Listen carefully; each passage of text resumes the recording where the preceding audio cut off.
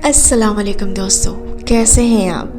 कभी सोचा है एक मुस्कुराहट के पीछे छुपी हुई कुर्बानी की कहानी क्या होती है? ये कहानी है रोशनी की, एक 25 साल की लड़की जो सपने भी देखती थी और फ़र्ज़ भी निभाती थी। लेकिन जब उसके सपनों और अपनों के बीच फ़ैसला लेना पड़ा तो क्या उसका फ़ैसला कुर्बानी था या एक गलती? आइए चलते हैं रोशनी के दिल के सफ़र पर। रोशनी एक 25 साल की लड़की थी जो अपने माँ बाप और छोटे भाई के साथ एक छोटे से शहर में रहती थी। उसके चेहरे पर हमेशा एक मुस्कान होती, लेकिन अंदर से उसके दिल में एक दर्द छुपा था। वो एक ऐसे घर में पली बड़ी थी जहाँ ख्वाहिशें, उसके सपने हमेशा दूसरों की खुशियों के बीच छुप जाते थे।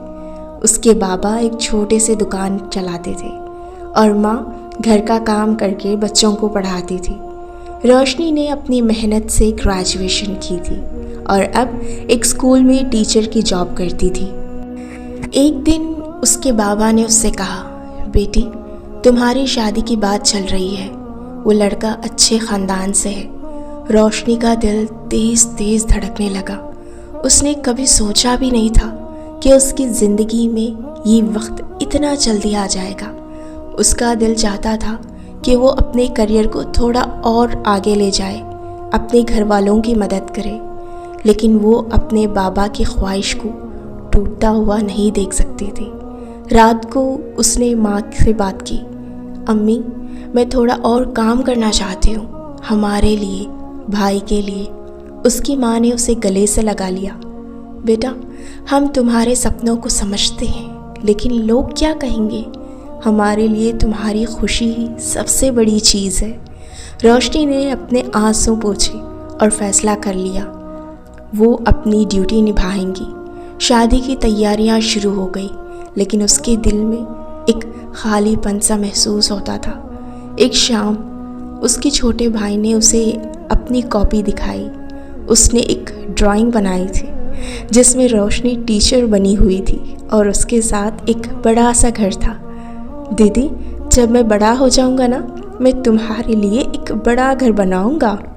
उस पल रोशनी का दिल भर आया। उसने महसूस किया कि उसकी कुर्बानी बेकार नहीं हुई। उसने अपने भाई को गोद में उठाया और कहा, तुम पढ़ो, आगे बढ़ो, दीदी तुम्हारे साथ हमेशा रही है। शादी के दिन जब वो अपने नए घर जा रही थी, उसके माँ बाप की आंखों में आंसू थे। रोशनी ने उससे लड़ते हुए कहा, मैं हमेशा तुम्हारी बेटी ही रहूँगी और एक दिन मैं सबको दिखाऊंगी कि एक लड़की अपने सपने भी पूरे कर सकती है और अपना फ़र्ज़ भी। दूसरे घर में भी उसने अपनी हिम्मत नहीं हारी। उसने अपने पति को अपने सपनों के बारे में बताया और खुशनसीबी से उसने उसका साथ दिया।